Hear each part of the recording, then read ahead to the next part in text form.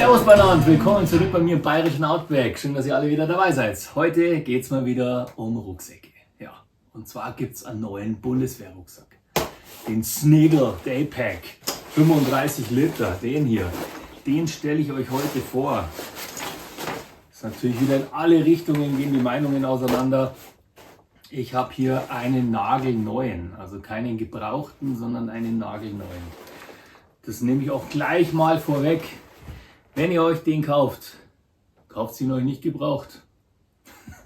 Oder schaut ihn euch, wenn ihr ihn gebraucht, kauft es ganz genau an. Weil die erste Serie, die jetzt in den Gebrauchtmarkt reingeht, ist die Serie gewesen, die extreme Probleme mit den Reißverschlüssen hatte. Ja, und wenn ihr euch den nicht anschaut, könnt ihr davon ausgehen, dass der Reißverschluss ruckzuck kaputt ist. Das nur mal vorweg, auf dieses Thema komme ich gleich nochmal. Also, der neue 35 Liter Daypack Bundeswehrrucksack. Der Vorgänger, da kommen nostalgische Gefühle auf, ist der hier. Auch 35 Liter. 35 Liter, 35 Liter. So. Zwischen dem und dem gab es noch einen anderen Rucksack, der aber nicht wirklich erwähnenswert ist. Davor gab es natürlich auch einige Rucksäcke, also zumindest in der Zeit, wo die Bundeswehr dann hieß, also 1956, weil davor war es ja noch die Wehrmacht. Gut, hier einfach nur nostalgische Gefühle und was ich auch bei dem hier, warum ich den eigentlich mitgenommen habe, einfach um euch mal den Vergleich hier zu zeigen, was sich so verändert so in den paar Jahren, in den paar Jahrzehnten. Bei dem hier ist es ja so gewesen, da hat man ja hinten kein Rückenteil drinnen. Das Ding hat jetzt ein Rückenteil. Und in diesem Rückenteil, oder beziehungsweise das Rückenteil, das war gleichzeitig die Faltisomatte und die Elefantenhaut. Die hat man hier hinten reingesteckt. Und ich möchte jetzt natürlich testen, ob das da reinpasst. Einfach mal so, weil es mich jetzt hier interessiert. Ja, wo machen wir weiter? Also bei dem Rucksack gibt es ziemlich viel zum Erzählen. Und es gibt auch viele Sachen, die so im Netz rumgeistern, wo jeder immer irgendwie was dazu schreibt, wie der beworben wird. Und auch die gebrauchten, die ausgemusterten, der 30 Liter, der 35 Liter, der 50 Liter, der 55 Liter, der Extended 110, der KSK-Rucksack, der SEK-Rucksack, der so viel Zeug und so viel Schmarrn. Es geht immer um diesen Rucksack. Es ist immer der gleiche Rucksack. Es ist dieser Rucksack und der hat 35 Liter. Der hat nicht 30, der hat nicht 50, der hat nicht 55 und so weiter, sondern dieses Teil ist ein 35 Liter Rucksack, Top- und Frontloader. Viele Leute erzählen viel Zeug über viele Rucksäcke. Die Meinungen gehen natürlich auch auseinander. Viele sagen, ja, und ich warte schon wieder auf die Kommentare, ich muss den täglich im Einsatz tragen und das ist der größte Scheiß, den sie je konstruiert haben. Ja, dann habt ihr noch nie monatelang diesen Rucksack getragen müssen. Wenn die Bundeswehr jetzt halt wirklich aufstockt auf 200.000 Soldaten und 260.000 Reservisten, dann geht es mal davon aus, dass das Material deutlich schlechter noch wird, als das jetzt ist. Bei dieser Neukonstruktion ist es natürlich so. Da werden natürlich ganz viele Faktoren mit in Betracht gezogen und der größte Faktor ist jetzt nicht unbedingt der Tragekomfort für den Soldaten. Das ist leider so. Darum hat dieser Rucksack auch eine relativ, wie soll ich sagen, seltsame Form. Der Hintergrund ist der, was natürlich bei einem zivilen Rucksack für euch unwichtig ist.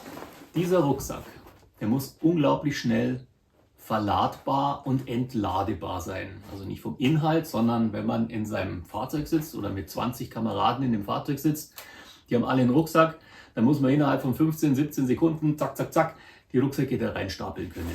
Das ist natürlich einer der Hauptgründe, warum dieses Ding so eine seltsame Form hat. Und warum dieses Teil zwei Griffe hat. Hier.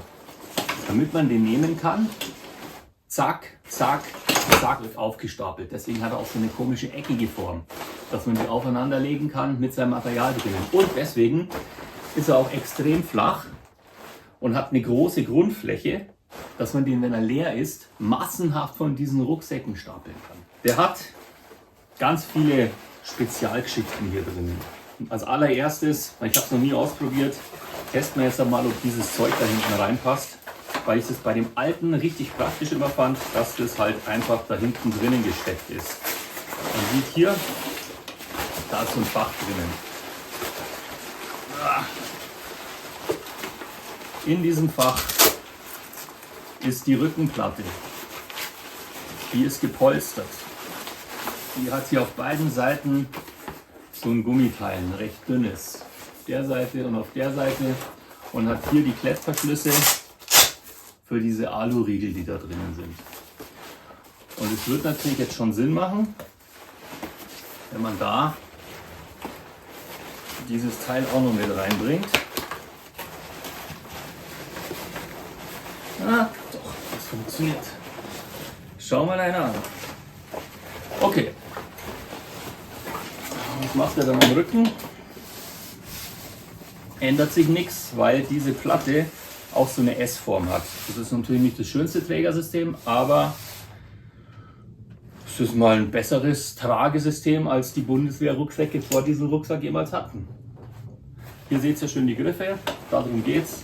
So werden die ins Auto geschmissen und dann aufeinander gestapelt. Und so werden die weitergegeben zum nächsten, der nimmt den und dann kann man sich die durchreichen. Kommt noch dazu, und darum habe ich hier diesen dabei, ich weiß nicht, ob ihr den kennt, das ist der Bergen oder Bergen von den Engländern. Das ist meiner Meinung nach der preis-leistungsstärkste 110 Liter Rucksack. Gibt es da Videos, verlinke ich euch da oben. Ich habe den nur exemplarisch dabei, weil den Originalen von Bund habe ich nicht, der zu dem hier eigentlich dazugehört. Und diesen Rucksack, diesen Daypack, den kann man da vorne drauf schnallen. Man kann diese Seitentaschen von dem Hauptrucksack abnehmen und kann die hier drauf machen. Und dann hat man praktisch den um 10 oder 20 Liter vergrößert. Und da wird es dann spannend, weil das wieder so ein multifunktionales, 1000 Versionen umklipsbares Teil ist. Zu der ersten Serie habe ich euch ja schon mal was gesagt. Ich glaube im Moment, ich weiß aber nicht, ob sich das wieder ändert, weil Sneagle natürlich da mal wieder verschiedene Versionen rausbringt. Wenn es einer von den alten Rucksäcken ist, dann erkennt ihr das daran, dass der hier oben in dem Bereich hat der ein Fenster drinnen, ein Plastikfenster. Dann ist es einer aus der ersten Serie. Bis jetzt, vielleicht ändert sich das ja wieder. Hier ist ein kleines Plastikfenster, wo man sein Namenskärtchen reinschieben kann. Das ist der mit dem schlechten Reißverschluss. Der gute hat das hier nicht, weil was brauche ich denn da hinten, so ein kleines Schildchen drinnen? Bei einem Bundeswehrrucksack, der hier vorne diesen Klettverschluss hat, wo man natürlich dann hier sein Zeug draufkletten kann. Ja, so wie halt immer für sein Namensschild. Peng, macht man das da drauf. Ich habe es ja schon gesagt, das Spannende an diesem Rucksack ist diese extreme Wandelbarkeit. Das System ist folgendes, ihr macht das hier auf. Ihr habt hier, wenn ihr das aufmacht, neben diesen zwei riesen Molle-Systemteilen, habt ihr hier nochmal Reißverschlüsse drinnen. Da ist einer und da ist einer. Und da könnt ihr die Seitentaschen vom großen Bundeswehr 120 Liter Rucksack, die kann man dann nämlich abklipsen, also nicht nur beim Engländer, sondern auch beim Deutschen. Das sind hier so richtig robuste große Reißverschlüsse. Das ist auch was, warum ich den hier mag, weil bei dem kann man aus diesen Taschen dann noch zusätzlich ein kleines Daypack bauen, was ich eigentlich noch fast genialer finde als diese Idee. So, und dann hat man diese Taschen hier und die kann man jetzt hier festmachen. Wahrscheinlich jetzt das hier mit dem nicht kompatibel ist, denke ich mal, weil warum sollte das kompatibel sein? Wir können ja mal schauen. Ne, lässt sich leider nicht kombinieren. Ihr habt das da und dann kommen zweimal diese Taschen hier drauf. Einmal hier, kompatibel mit dem 110 Liter Rucksack. Der Bundeswehr, alles mit Klett, richtig schönes Molle-System. Da vorne natürlich, aber mit einem Hackerl geschützt, ist der Frontloader Reißverschluss. So. Und man sieht natürlich hier an dem Reißverschluss, ich weiß jetzt nicht, wie der aus der nächsten Serie, wie stabil oder robust die sind. Das ist halt nicht dieser Reißverschluss, den wir alle gewöhnt sind, dieser wahnsinnig krasse, robuste, unverwüstliche Reißverschluss, sondern es ist halt hier einfach so ein dünner, normaler Reißverschluss. Warum sie sich da nicht den da reingepackt haben, das verstehe ich nicht. Also ich weiß nicht, ob der jetzt wirklich lang hält. Das ist jetzt kein Kinderreißverschluss, aber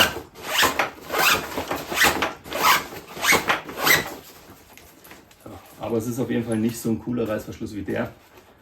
Und es ist die nachgebesserte Version,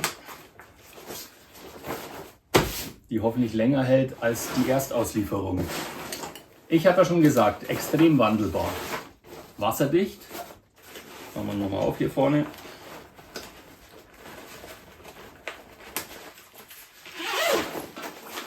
Also wassergeschützt, sagen wir mal besser. Da drinnen ist er wieder mit diesem Kunststoff beschichtet wie alle Rucksäcke. Und diese Nähte, die schauen aus, als wären die verödet, dass sie auch tatsächlich dicht sind. Dann kommen wir zu der nächsten Geschichte. Die ganzen Schnallen an diesem Rucksack sind für den Multi-Einsatz, den ich euch jetzt aber nicht wirklich vorführen kann, weil das wahrscheinlich selbst die Bundeswehr selber noch nicht so ganz genau weiß. Die sind immer unterschiedlich. Das heißt, es ist immer Weibchen, Männchen. Es ist nie wie bei den anderen Rucksäcken, dass hier zweimal Männchen oder zweimal Weibchen ist, sondern die sind immer gegenläufig. Für alle möglichen guten oder schlechten Ideen. Ihr seht es auch hier an den Bändern, die hier hochlaufen. Gegenläufig. Können hier oben rein. Zack, zack. Gegenläufig. Ich habe schon gesagt, den kann man vorne an den großen 110 Liter Rucksack dran schnallen.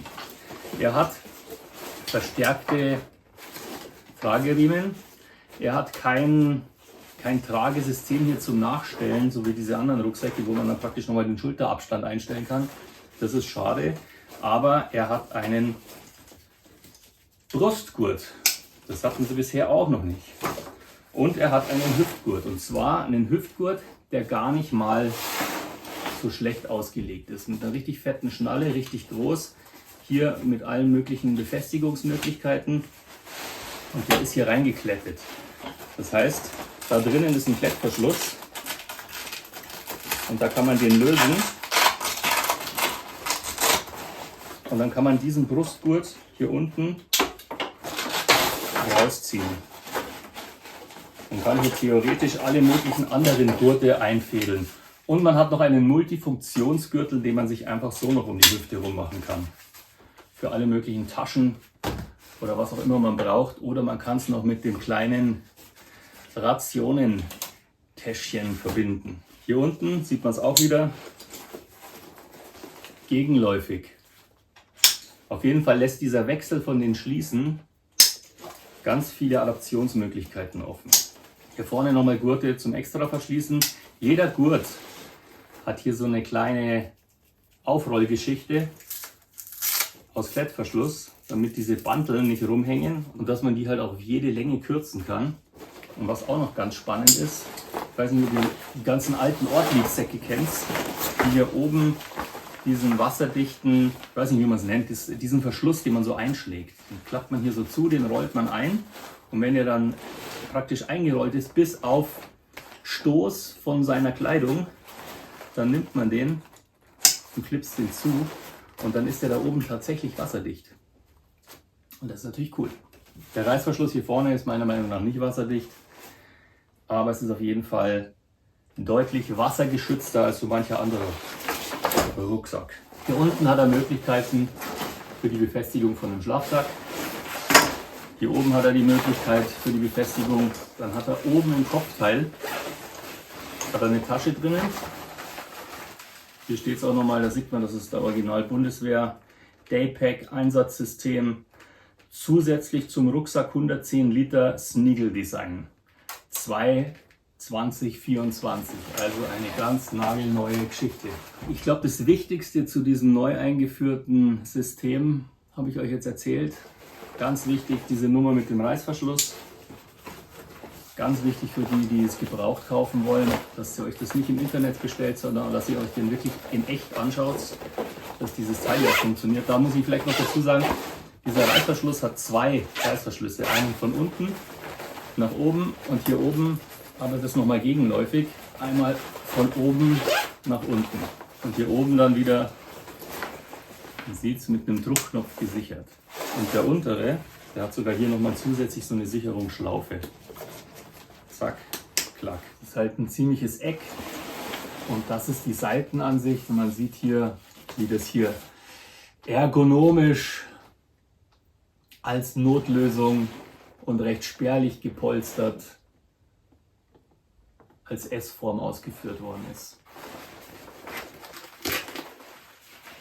Eins vielleicht noch wichtig, hier oben gibt es noch so Durchgriffe, da, die führen nach innen, die sind auch mit so einem kleinen Klettverschluss verschlossen, die gibt es auf beiden Seiten, gibt's hier und auf der Seite.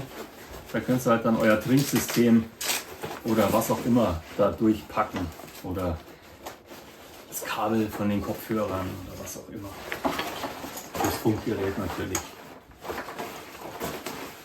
Das schöne Teil, das wird jetzt bei mir noch in den zivilen Alltagsgebrauchstest reingehen und wenn ich es für nötig halte und das wirklich ein cooles Ding ist, dann gibt es nochmal ein Langzeittestvideo für euch. Vielleicht endlich mal wieder was Sinnvolles, was sie so entworfen haben. Ob es jetzt ein Must-Have für den Outdoor-Liebhaber ist, wie manche schreiben, kann ich euch nicht sagen.